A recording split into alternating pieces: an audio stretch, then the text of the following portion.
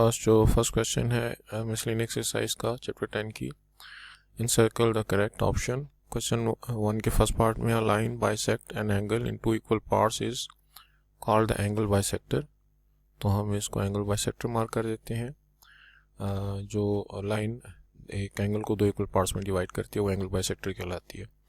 Second part यानी कि अगर हमारे पास ये एंगल है तो ये एंगल बाइसेक्टर हो गया। Which of the following is divided by a point called mid point. तो एंगल को जब हम डिवाइड करेंगे तो वो तो उसका मिड पॉइंट नहीं कहलाएगा। लाइन चूंकि उसको हम दोनों साइड पर आगे पीछे एक्सटेंड कर सकते हैं तो इसके भी मिड पॉइंट का तस्वुर नहीं है। अलबत्ता लाइन सेगमेंट अगर होगा तो ये उसका मिड पॉइंट हो जाएगा। तो लाइन सेगमेंट का जो है वो मिड पॉइंट होता है और रे का मिड पॉइंट नहीं हो सकता है, क्योंकि रे भी एक साइड पर चूंकि एक्सटेंड की जा सकती है, दूसरी साइड पर एक्सटेंड नहीं की जा सकती, तो उसका भी हमारे पास मिड पॉइंट नहीं है। इसके बाद हमारे पास थर्ड पार्ट में है कि a line passing through the point and perpendicular to a side of a triangle is called. तो अगर हमारे पास ये ट्राइंगल है, यहाँ से वो स्टार्ट हुई है और सामने की साइड के साथ 90 डिग्री का एंगल बना रही है, तो line passing through the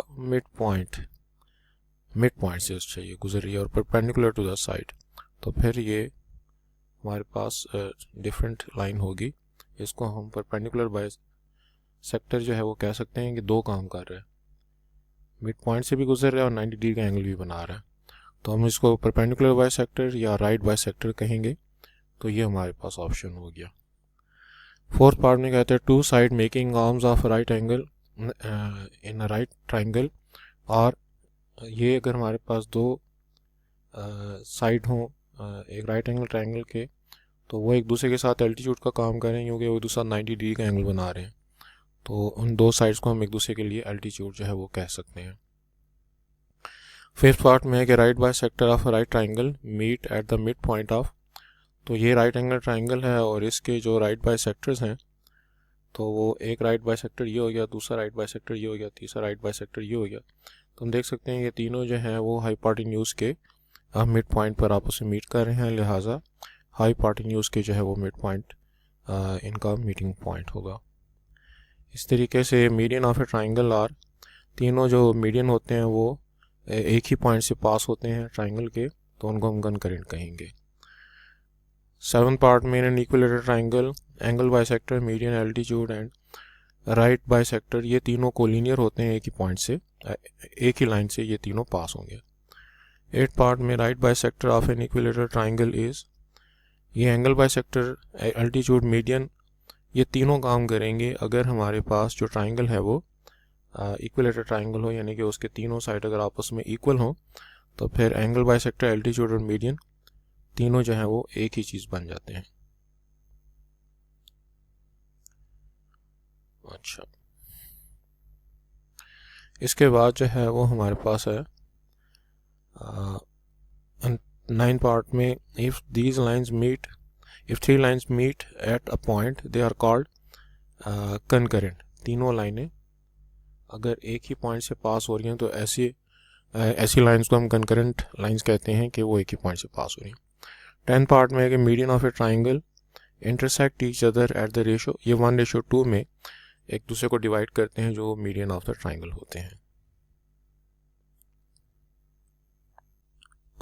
exercise 10 जो मिसलेनियस एक्सरसाइज है चैप्टर 10 की, उसमें क्वेश्चन 2 में हमको जो डाटा गिवन है उसको मैंने यहाँ पे लिखा है।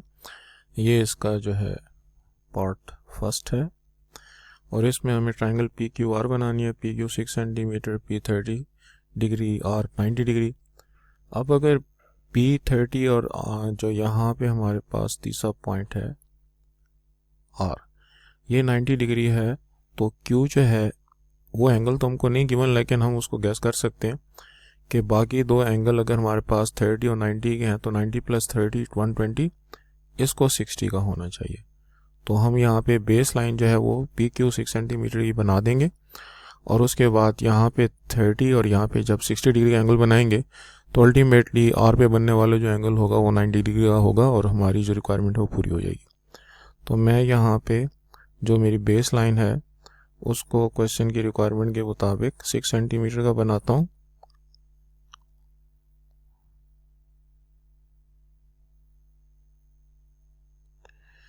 और अब हमारे पास जो यहाँ पे पॉइंट्स बन रहे हैं, पी पे हमने 30 डिग्री का एंगल बनाना है और क्यू पर हमने 60 डिग्री का एंगल बनाना है। तो 30 डिग्री का एंगल बनाने के लिए हमारे पास जो प्रोसेस है उस प्रोसेस को इनिशिएट करते हैं। सबसे पहले हमने बेसिक आर्क ड्रा कर दिया, उसके बाद 60 डिग्री का, उसके बाद अगर हम इसकी बाइसेक्शन करेंगे तो हमारे पास 30 डिग्री का एंगल बनेगा।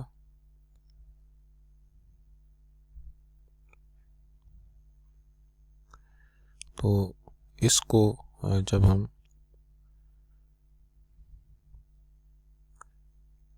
लाइन के ज़रिए से आगे बढ़ाते हैं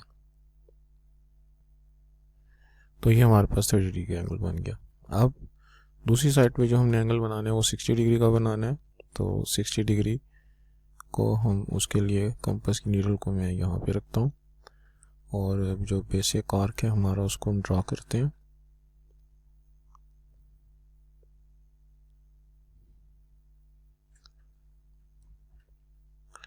उसके बाद 60 डिग्री के लिए कंपास की नीडल को डिस्टर्ब किए बगैर उसी आर्क को जब इंटरसेक्ट करते हैं, कंपास की नीडल को यहाँ पे 0 डिग्री पर हमने रखा।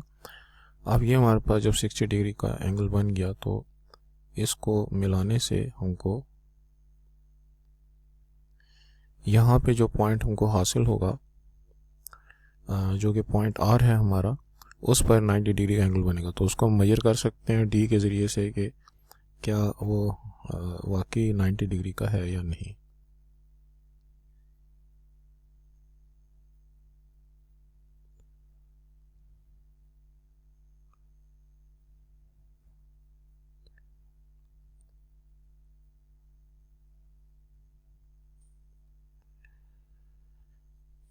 हम देख सकते हैं कि यहाँ पे जो एंगल बन रहा है वो वाकई 90 डिग्री का है। तो इससे जो हमारे क्वेश्चन की रिक्वायरमेंट है वो पूरी हो गई। तो ये पिक्चर है जो कि अभी हमने बनाई। इसमें हमारे पास जो ये साइड थी इसको हमने P कहा, इसको हमने इस पॉइंट को P, इसको Q और इस पॉइंट को हमने R कहा। यहाँ पे हमारे पास 6 सेंटीमीटर की जो बेसिक लाइन थी वो हमने बनाई। तो हमारे जो स्टेप्स ऑफ कंस्ट्रक्शन हुए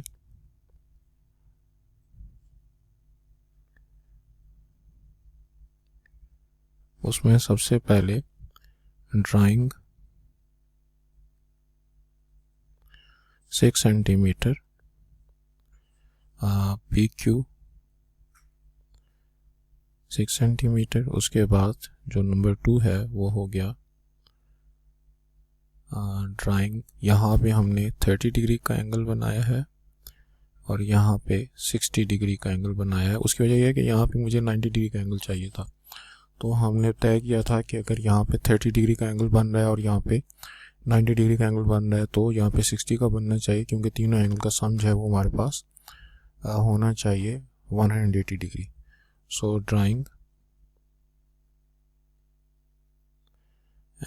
एंगल 30 डिग्री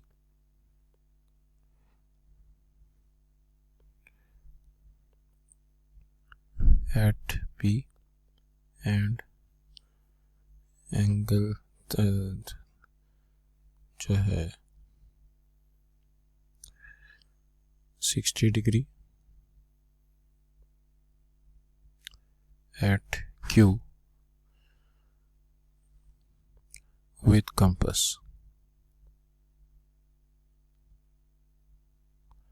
उसके बाद जो हमारा तीसरा स्टेप है, these angles meet at R point at R, making angle of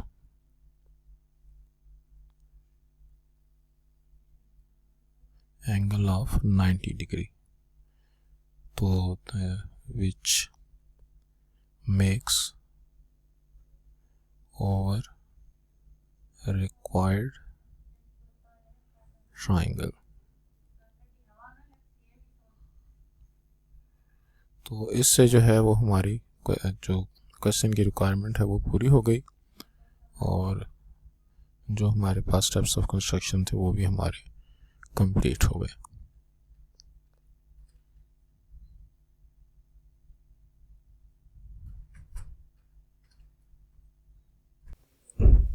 अच्छा, क्वेश्चन नंबर 2 का जो बी पार्ट है उसके लिए जो डाटा हमको गिवन है एक्स वाई 5.6 सेंटीमीटर, इसमें बेस लाइन बना लेंगे। एक्स जेड जो है उस वाई पर 60 डिग्री एंगल बना देंगे, और फिर एक्स और जेड की जो लेंथ हमको गिवन है वो है 5.2 सेंटीमीटर। तो एक्स के ऊपर कंपास की नीडल को रख के 5.2 सेंटीमीटर का आर्क लगाएंगे और देखेंगे कि वो सामने के एंगल 60 को कहाँ कहाँ पे टच करते हैं। तो स्टार्ट जो है वो हम 5.2 की जो बेसिक 5.6 की जो हमारे पास बेसिक लाइन है उससे लेते हैं।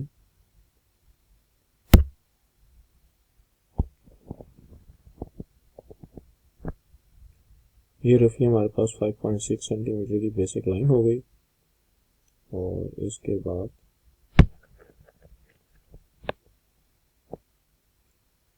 जो हमारे पास एंगल हमने बनाना है, यहाँ पे 60 डिग्री एंगल बनाना है, तो कंपास की नीडल को मैं यहाँ पे रखता हूँ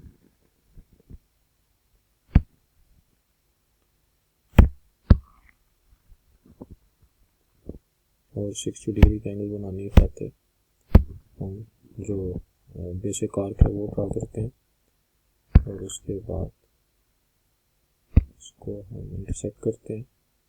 तो अब जो मुझे 60 डिग्री का एंगल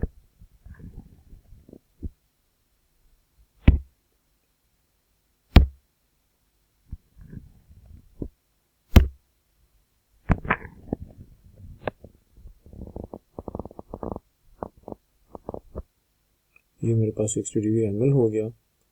आप मुझे कंपास की नीडल को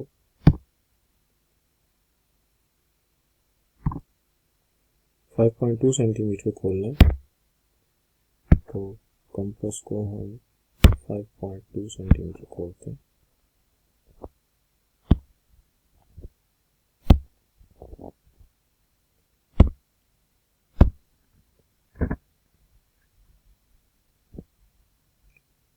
ये अब हमारे पास तकरीबन 5.2 सेंटीमीटर कंपास खुल गई, और सामने की जो साइड है उसको हम इंटरसेक्ट करते हैं। हम देख सकते हैं कि ये इसको 2 पॉइंट्स पर टच कर रही है।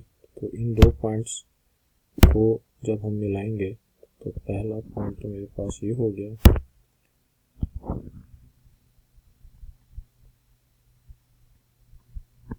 ये मेरे पास एक ट्राइंगल हासिल हो गई, और इसी तरीके से जो दूसरा पॉइंट जहाँ पे ये मिल रही है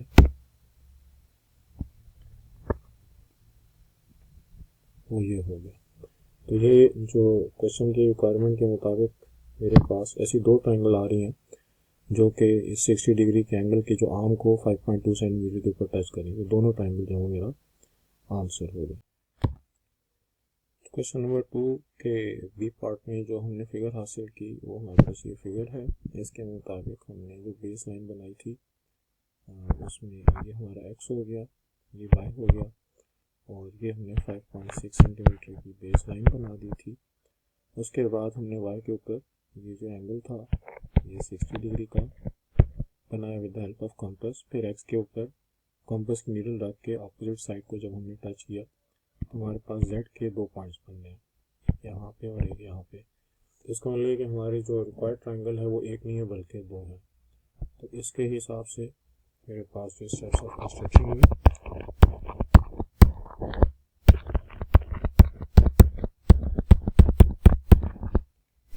इसमें सबसे पहले ड्राइंग लाइन एक्स वाई जो कि 5.6 सेंटीमीटर थी, drawing 60 degree angle at y and extending it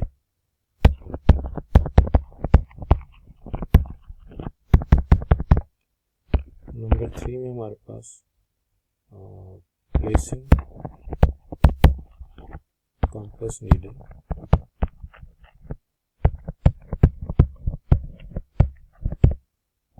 at x with arc, ये जो हमने ड्रा किया था इस आर्क की हमारे पास लेंथ थी 5.2 सेंटीमीटर, तो ये हमारे पास 5.2 सेंटीमीटर जो है आर्क की लेंथ थी 5.2 सेंटीमीटर एंड इंटरसेक्टिंग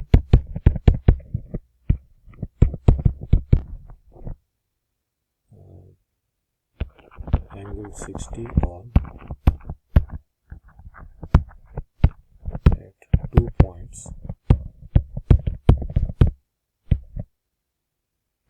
z, यानी आप उनको z1 या z2 भी हम कह सकते हैं, z1 ये हो गया z2 ये हो गया, z1 and z2। So number 4, इसमें हमारे पास x y z1 and x y z2 और रिक्वायर्ड 2 ट्राइंगल्स, लेकिन ऐसे 2 ट्राइंगल्स बन गई हैं जो कि हमारी रिक्वायरमेंट्स को पूरा कर पाए। तो इसके हिसाब से जो हमारे स्टेप्स ऑफ कंस्ट्रक्शन है वो ये वाले हो गए।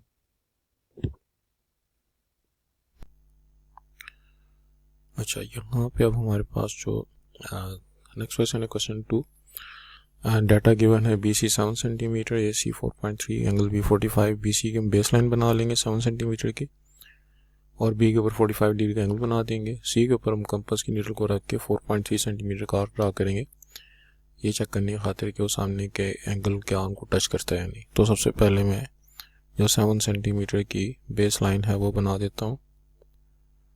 तो इसमें 7 सेंटीमीटर की ये हमारे पास बेस लाइन हो गई और अब हमने इस पर 45 डिग्री का एंगल बनाना है।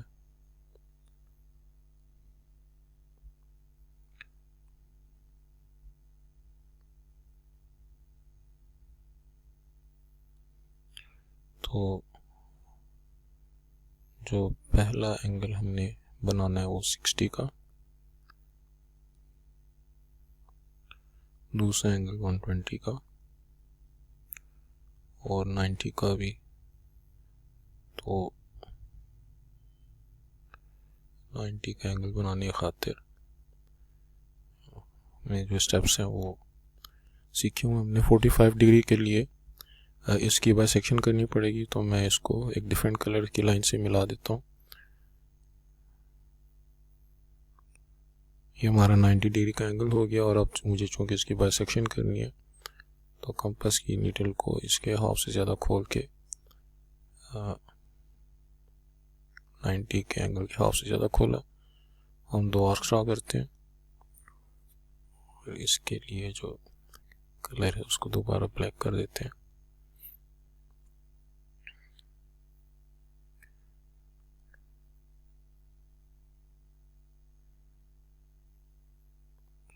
तो ये जब 90 की बाइसेक्शन हो गई तो अब हमको 45 डिग्री का एंगल जो है वो हम बना सकते हैं। तो ये हमारे पास 45 डिग्री का एंगल हो गया। 45 डिग्री का एंगल बनाने के बाद जो हमने C के ऊपर कंपास की नीडल को रख के 4.3 सेंटीमीटर खोलना है, तो मैं इसको कंपास की नीडल को 4.3 सेंटीमीटर खोलता हूँ।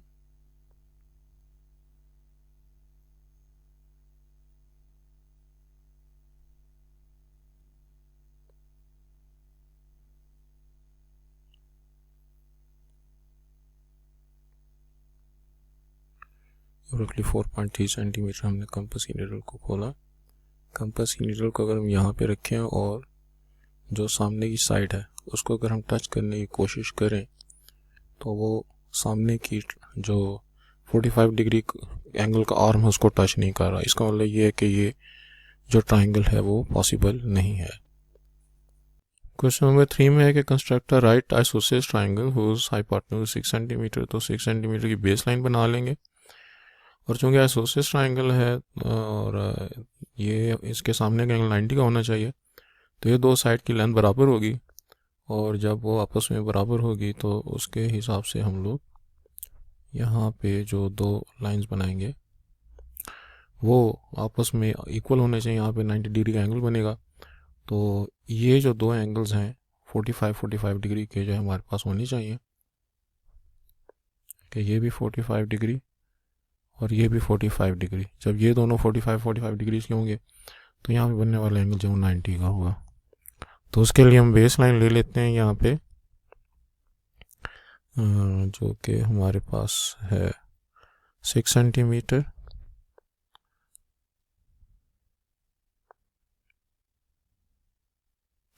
तो ये 6 सेंटीमीटर की लाइन हमने बना ली। अब यहाँ पे मैं 45 डिग्री के जो दो एंगल्स हैं अगर उनको बना दूँ,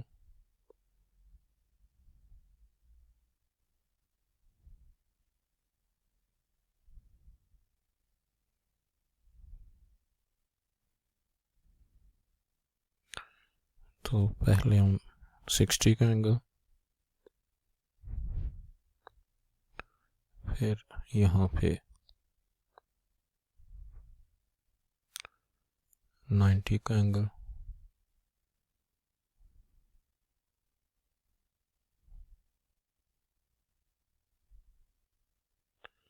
तो 90 का एंगल तो खैर हमारा रिक्वायर्ड एंगल नहीं है, लिहाजा मैं इसको ब्लू लाइन के साथ मिला देता हूँ।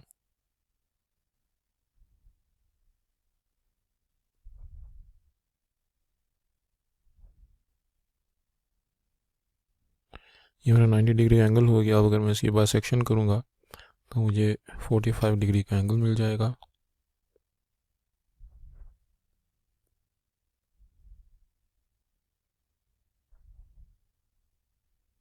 तो ये 90 पे रख के मैंने एक आर्क ड्रा किया, 90 की हाफ से ज़्यादा कर रख के उसको। अब पुराने आर्क को अगर हम इंटरसेक्ट करें तो हमको 45 डिग्री का जो एंगल है वो मिल जाएगा। तो इसके हिसाब से अब जब मैं 45 डिग्री का एंगल ड्रा करता हूँ तो ये मेरे पास 45 डिग्री का एंगल हो गया। इसी तरीके से मैं यही प्रोसेस इस साइड पे अब रिपीट करता हूँ। पहले हम जो है वो बेसिक आर्क हमने ड्रा किया, उसके बाद जो पहला आर्क है उसको हम इंटरसेक्ट करते हैं तो 60 डिग्री का एंगल हमारे पास बनेगा। इसके बाद 90 डिग्री का एंगल बनाने की खातिर हमने 120 और इसके हाफ को इंटरसेक्ट किया।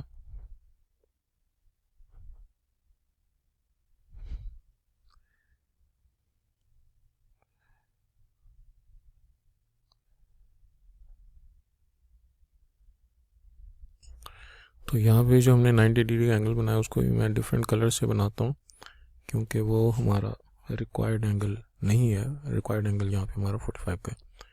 तो यहाँ पे 90 डिग्री का एंगल बन गया। अब इसकी जब हम बाइसेक्शन करेंगे तो कंपास को पहले हम 90 डिग्री पे रख के और एक आर्क ड्रा करते हैं।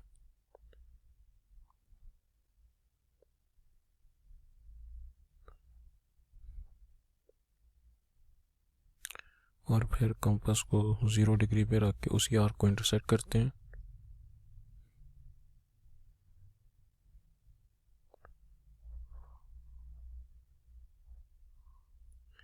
तो अब हमको जो 45 डिग्री का एंगल मिला, तो ये अब दोनों एंगल 45 डिग्री के हो गए। ये जो हमारी बेस लाइन 6 सेंटीमीटर का हो गया, और चूँकि 45 और ये 45 है तो ज़ाहिर है कि ये 90 का हो गया। तो 90 की जो अपोजिट साइड होती है वो हाइपोटेन्यूज होती है। तो ये ट्राइंगल हमारी जो रिक्वायर्ड ट्राइंगल की रिक्वायरमेंट्स उनको पूरा करती है।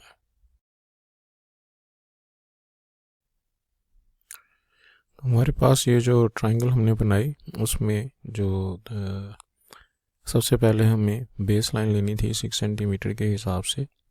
ये हमारी बेस लाइन हो गई 6 सेंटीमीटर। तो 6 सेंटीमीटर हमने यहाँ पे अपने ओरिजिनल ट्राइंगल में भी इसको लिया। उसके बाद चूँकि यहाँ पे 90 डिग्री का एंगल बन रहा है रिक्वायरमेंट के मुताबिक, क्योंकि अगर हम इसको हाइपोटेन्यूज ले रहे हैं तो इसके सामने 90 डिग्री का एंगल होना चाहिए और ये आइसोसेलेस भी है। तो इन दोनों साइड की जो लेंथ है हमारे पास वो आपस में बराबर होनी चाहिए। तो बराबर होने के हिसाब से हमारे पास, इसको अगर मैं A कह दूँ, इसको मैं B कह दूँ और इसको अगर मैं C कह दूँ, तो AC और BC आपस में इक्वल होने चाहिए। तो AC BC अगर इक्वल हैं तो यहाँ पे जो एंगल बनेगा वो भी 45 डिग्री का और यहाँ पे जो एंगल बनेगा वो भी 45 डिग्री का, क्योंकि तीनों एंगल का सम जो है वो 180 होना चाहिए। तो इसके हिसाब से जो मेरे स्टेप्स ऑफ कंस्ट्रक्शन बनते हैं वो बनेंगे, सबसे पहले drawing baseline 6 centimetre, number 2 drawing, और इसको AB का नाम दे देते हैं, और drawing 45 degree angle each on A and B। तो नंबर 3 they meet at C making angle of 90 degree, और यहाँ पे आगे लिख देंगे sum of angles in triangle.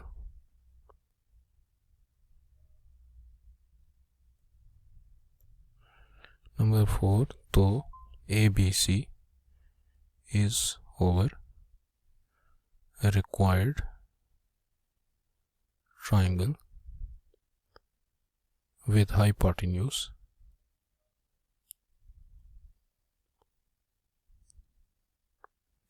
6 centimetre.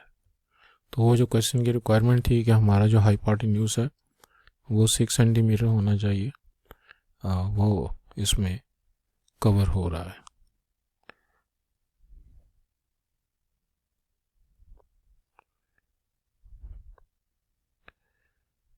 तो ये जो है हमारे स्टेप्स ऑफ कंस्ट्रक्शन हो गए इस क्वेश्चन के लिए। क्वेश्चन नंबर 4 में है हमारे पास, construct an equilateral triangle, find its incentre, circumcentre, orthocentre and centroid. तो जब हम इक्विलेटरल ट्राइंगल बनाते हैं तो जो incentre, circumcentre, orthocentre, centroid, ये सारे एक ही पॉइंट के ऊपर लाई करते हैं। तो इक्विलेटरल ट्राइंगल बनाने खातिर मैं यहाँ पे एक बेस लाइन ले लेता हूँ और इसकी लेंथ जितनी भी हम लें कंपास की नीडल से, अब मैं इसको मेजर कर दे, इसके एक पॉइंट के ऊपर कंपास की नीडल और दूसरे पॉइंट के ऊपर कंपास का पेंसिल रखता हूँ, और अब इसको लॉक कर देते हैं। और अब इसके हिसाब से यहाँ पे मैं एक आर्क ड्रा करता हूँ, दूसरा आर्क मैं यहाँ पे रख के ड्रा करता हूँ पिछले आर्क को इंटरसेक्ट करने की खातिर। तो हमारे पास जहाँ पे दोनों एक दूसरे को इंटरसेक्ट कर रहे हैं, तो चूँकि ये आर्क्स की लेंथ इस बेस लाइन के बराबर थी, लिहाजा दोनों जो आर्क्स हैं वो इसी डिस्टेंस पे हमारे पास मौजूद हैं। अब मैं लाइन के ज़रिए से जब इनको इन आर्क के पॉइंट ऑफ इंटरसेक्शन से मिलाता हूँ तो जो मेरी ट्राइंगल है वो एक इक्विलेटरल ट्राइंगल है। अब हमने चूँकि इन सेंटर वगैरह निकालना है, तो इसमें जो हमारे पास आसान लाइन होती है वो परपेंडिकुलर बाइसेक्टर है। तो परपेंडिकुलर बाइसेक्टर अगर मैं बना लूँ तो ब्लू लाइन के ज़रिए से मैं इसके हाफ से ज़्यादा खोलता हूँ और इस साइड के एक तरफ मैं आर्क ड्रा करता हूँ, दूसरी तरफ भी मैं आर्क ड्रा करता हूँ। अब कंपास की नीडल को दूसरे पॉइंट पर रख के जो पहला हमारे पास आर्क है उसी को हम इंटरसेक्ट करते हैं।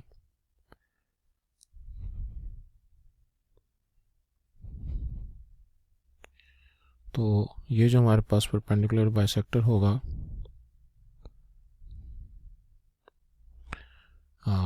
दूसरा परपेंडिकुलर बाइसेक्टर हम ड्रा करते हैं। तो अब इस साइड के हिसाब से हाफ से ज़्यादा हम खोलते हैं और दूसरी साइड पे भी हाफ से ज़्यादा खोलते हैं। अब कंपास की नीडल को दूसरे पॉइंट पे रख के जो हमने पहले आर्क ड्रा किए हैं उनको इंटरसेक्ट करते हैं।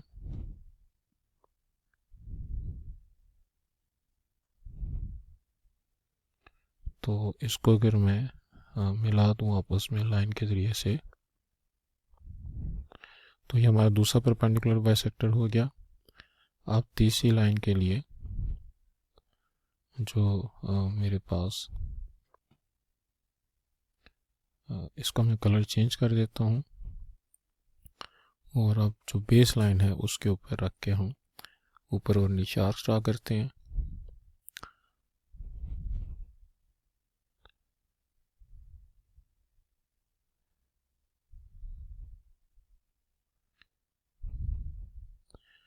अच्छा, ये चूँकि नीचे जगह कम है तो इसकी लेंथ को थोड़ा सा कम करना पड़ेगा ताकि उसको टच कर सके। अच्छा जी, तो ये अब हाफ से ज़्यादा खुला हुआ है इस साइड के, और हम नीचे और ऊपर दो आर्क्स ड्रा करते हैं। कंपास की नीडल को मैं यहाँ पे रख देता हूँ। जो मैंने पहले आर्क्स ड्रा किए हैं उनको इंटरसेक्ट करते हैं कंपास को डिस्टर्ब किए बगैर।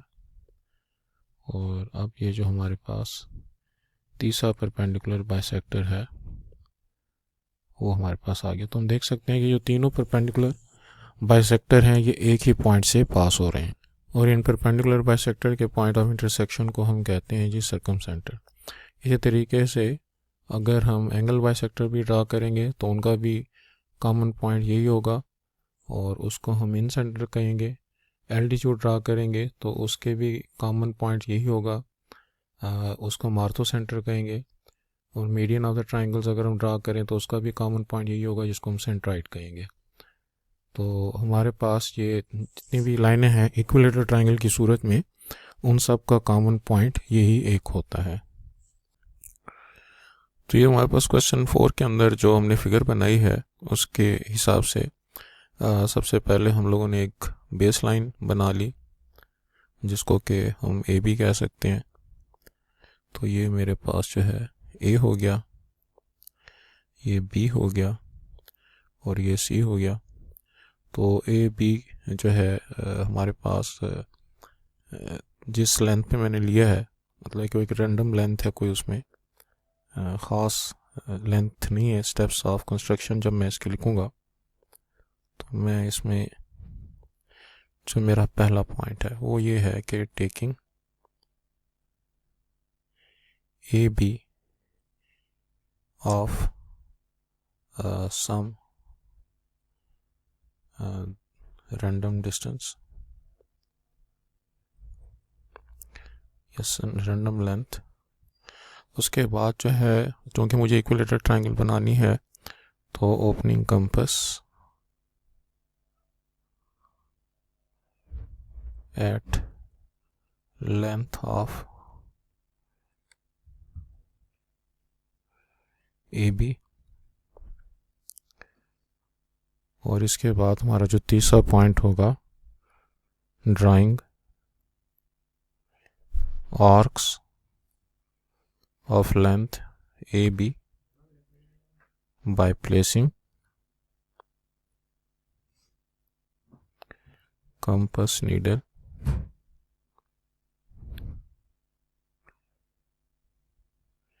at A and B. Number 4 में they meet each other at C, और ये जो C पे मीट करते हैं तो joining them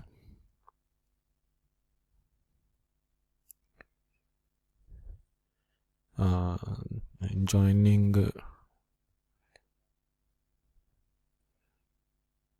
C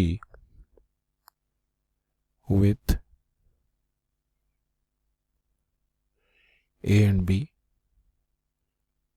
to get required equilateral triangle।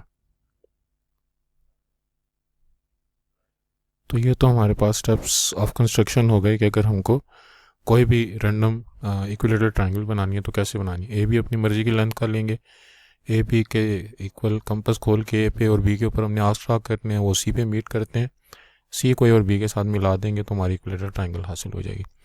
उसके बाद drawing right bisectors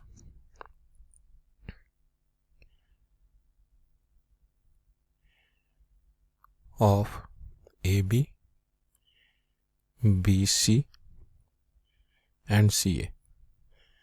They meet at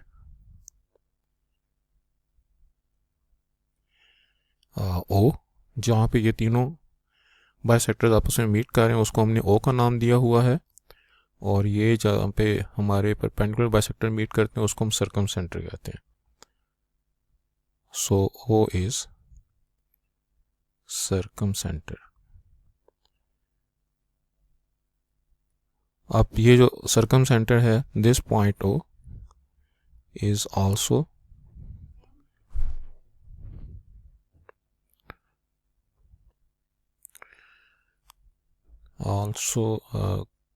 चूंकि ये एंगल बाइसेक्टर के लिए भी कॉमन पॉइंट होगा, इज कॉमन पॉइंट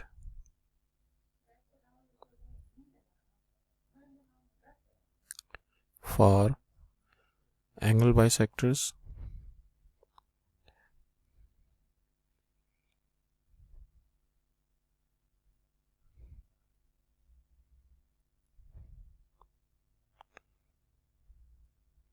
उसके अलावा एल्टीट्यूड्स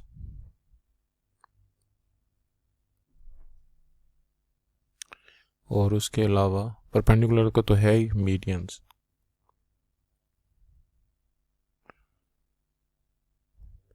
तो हम यानी कि जिस किस्म की भी हम लाइन ड्रा करेंगे तो ये उनके लिए हमारे पास कॉमन पॉइंट है. हैंस इट इज ऑल्सो, जब ये कॉमन पॉइंट है एंगल बाइसेक्टर का तो ये इन सेंटर हुआ. उसके अलावा एल्टीट्यूड का है तो ऑर्थो सेंटर भी हुआ, और परपेंडिकुलर बाइसेक्टर का तो है ही, सर्कम सेंटर भी है. मीडियन का अगर कॉमन पॉइंट हुआ तो ये सेंट्राइड भी है. और जो हमारे पास क्वेश्चन का लास्ट पॉइंट है कि क्या ये तीनों पॉइंट्स कोइंसाइड करते हैं, तो यस, ऑल पॉइंट्स कोइंसाइड.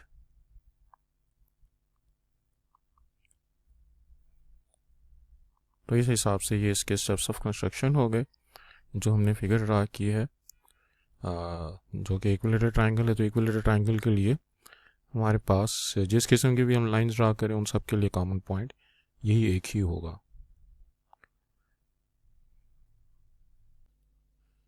हमारे पास जो क्वेश्चन नंबर 5 है, to find the incentre of an equilateral triangle, other way to find incentre then drawing the angle bisector.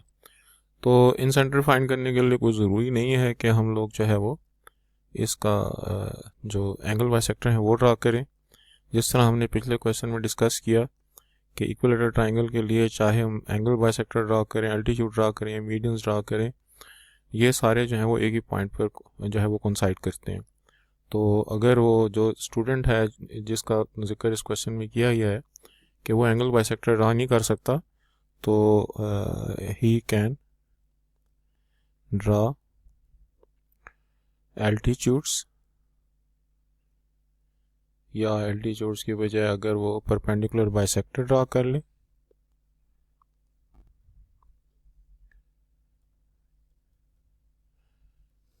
या मीडियन ड्रा कर ले,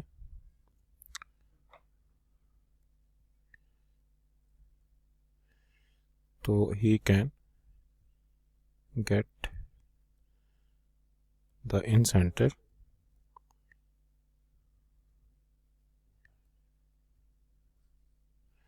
इन दिस वे आल्सो.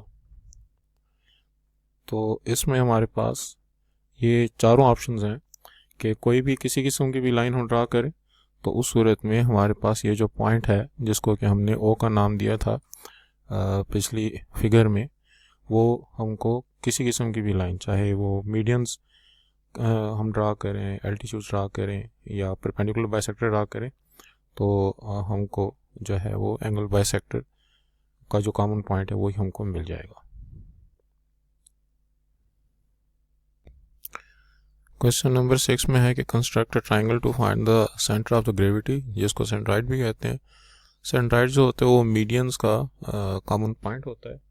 तो जिस तरह से यहाँ पे हमने पिछले सवाल में इक्विलेटरल ट्राइंगल बनाई थी और उसके हमने परपेंडिकुलर बाइसेक्टर बनाए थे, तो मीडियन के लिए हमारे पास फर्स्ट स्टेप यही होता है कि हम लोग सबसे पहले परपेंडिकुलर बाइसेक्टर बनाते हैं। परपेंडिकुलर बाइसेक्टर से हमें साइड्स का मिड पॉइंट मिल जाता है और फिर अपोजिट वर्टेक्स को जो है हम उस कॉमन पॉइंट के जो अपोजिट साइड का मिड पॉइंट होता है, तो वर्टेक्स को अपोजिट साइड के मिड पॉइंट के साथ मिला देते हैं।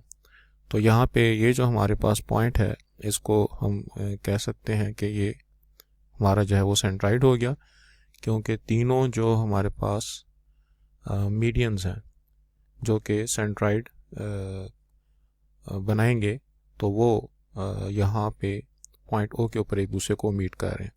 तो अगर हमारे पास इक्विलेटरल की बजाय कोई और डिफरेंट एंगल होगी, तो फिर हम पहले इसी तरह से परपेंडिकुलर बाइसेक्टर बनाने के बाद अपोजिट वर्टिसेस को उसके साथ जो साइड्स का मिड पॉइंट है उसके साथ मिलाएंगे।